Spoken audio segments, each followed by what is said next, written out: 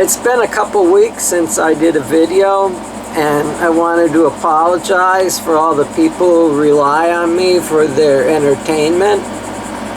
And I really haven't felt up to doing a video, at least recently. There isn't a lot to talk about.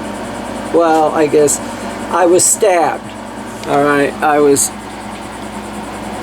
stabbed in the face, which I guess could be an interesting story if I made something up, like I was in a bar fight, and I was kind of holding my own against this one guy that I was fighting, but it was one of those fights where everyone in the bar was fighting everyone else, and a guy lunged out of the crowd with this knife, and I thought he was gonna like stab my eye out. And just as he was about to gouge my eye out with the knife, some other guy like hit him over the head with a pitcher of beer, and like he stabbed me in the side of the nose there, like that, right? And then he fell down because he was hit with the pitcher of beer, so the knife was still stuck in my face as I'm fighting this other guy. But really, I was stabbed by a doctor, because I had some skin cancer there, which isn't really as exciting as the bar fight thing, but making up a story about it was kind of exciting. And the boat is still in the boatyard waiting for Jeff to do the welding on the new solar panel rack.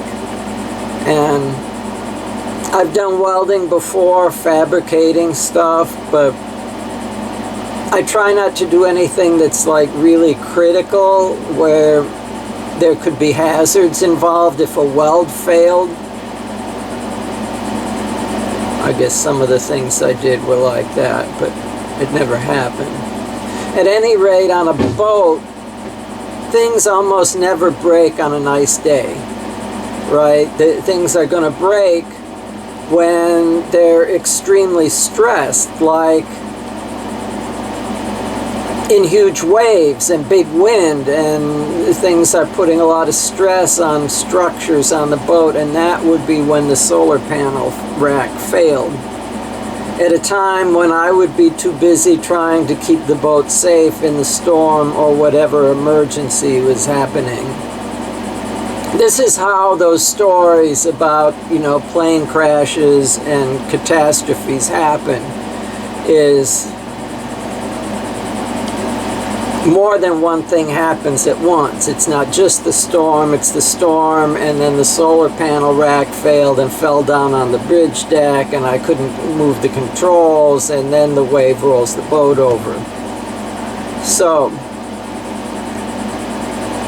basically, bottom line is, I didn't trust myself to do the welding on my own boat, because I wanted somebody with more hours of welding and more experience building structures for boats than I had. So the boat is tied up at the boatyard, and I'm not doing anything on the boat. There's another project, since I don't have any boat-related stuff, that I can show you that I've been working on, kind of inside in the air conditioning. You can see the fiberglass work in the middle of the boat, that big white area on the side, where all the other fiberglass on the boat looks gray. That white area is different.